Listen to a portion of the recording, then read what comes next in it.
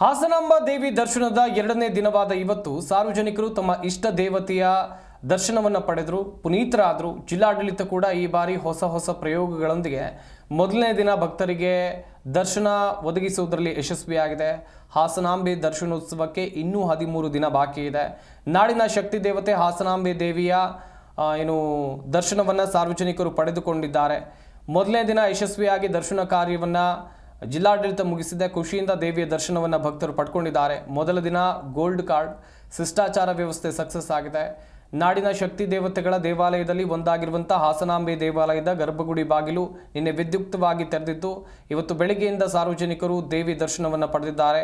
ಪೂಜಾ ಕೈಂಕರ್ಯವನ್ನು ಹೊರತುಪಡಿಸಿ ಇನ್ನೆಲ್ಲ ಸಮಯದಲ್ಲೂ ಹಾಸನಾಂಬೆ ದರ್ಶನಕ್ಕೆ ಜಿಲ್ಲಾಡಳಿತ ವ್ಯವಸ್ಥೆಯನ್ನು ಕಲ್ಪಿಸಿಕೊಂಡಿದೆ. ಮೊದಲ ದಿನವಾದ ಇವತ್ತು ರಾಜ್ಯದ ಮೂಲೆ ಮೂಲೆಗಳಿಂದ ಭಕ್ತರು ಬಂದಿದ್ದರು. ದೇವಿಯ ದರ್ಶನವನ್ನು ಪಡೆದು ಪುನೀತರಾದರು.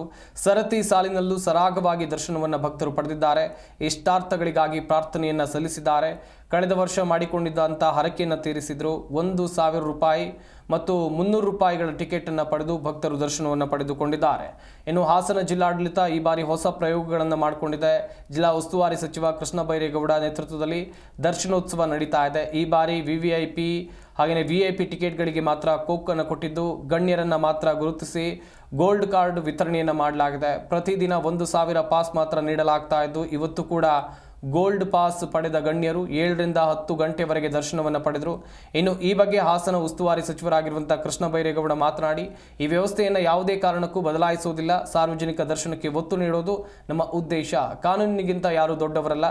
ದರ್ಶನಕ್ಕೆ ಬರುವಂಥ ಶಾಸಕರು, ಸಚಿವರು, ನ್ಯಾಯಾಧೀಶರು ಇವರೆಲ್ಲರಿಗೂ ಕೂಡ ನಿಗದಿತ ಸಮಯ ಗುರುತಿಸಿಕೊಂಡು ವ್ಯವಸ್ಥೆಯನ್ನು ಮಾಡ್ತೀವಿ ಅಂತ ಹೇಳಿದ್ದಾರೆ.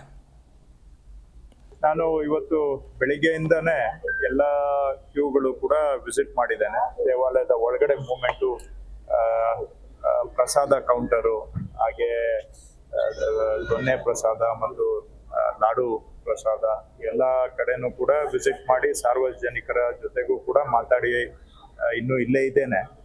ಇಲ್ಲಿವರೆಗೂ ಮೂವ್ಮೆಂಟು ಬಹಳ ಸ್ಮೂತ್ ಆಗಿ ನಡೀತಾ ಇದೆ.